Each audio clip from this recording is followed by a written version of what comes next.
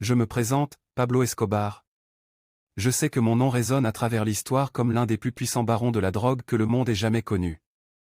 Mon ascension fulgurante, ma richesse démesurée et mon influence sur la Colombie ont marqué une époque, pour le meilleur et pour le pire.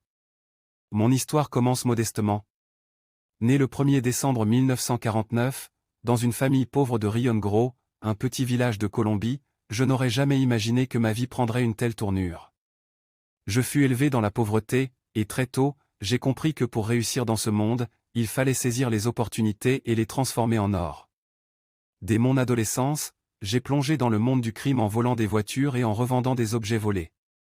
Ce n'était qu'un début, et ma soif de pouvoir et de richesse grandissait chaque jour. J'ai ensuite commencé à produire et à distribuer de la cocaïne, comprenant que cette drogue pourrait me mener vers une fortune colossale. Avec mes associés, nous avons construit un empire. Notre cartel de Medellín est rapidement devenu l'une des organisations criminelles les plus puissantes et les plus redoutées du monde. Je ne reculais devant rien pour étendre mon pouvoir et éliminer ceux qui se dressaient sur notre chemin. Malheureusement, cette quête effrénée de richesse et de pouvoir a entraîné des conséquences désastreuses pour mon pays et pour moi-même.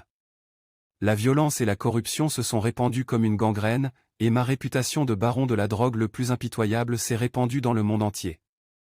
J'ai vécu des hauts et des bas tout au long de mon règne. D'un côté, j'ai été adulé par certains pour ma philanthropie, en construisant des hôpitaux, des écoles et en aidant les plus démunis.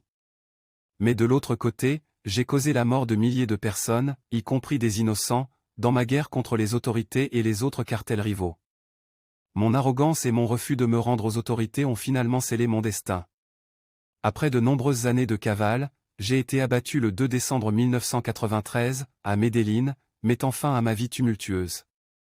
Mon histoire est complexe et controversée, mêlant le bien et le mal, la richesse et la violence. Certains me décriront comme un génie criminel, d'autres comme un terroriste. Je laisse au jugement de l'histoire le soin de déterminer quelle empreinte j'ai laissée sur le monde.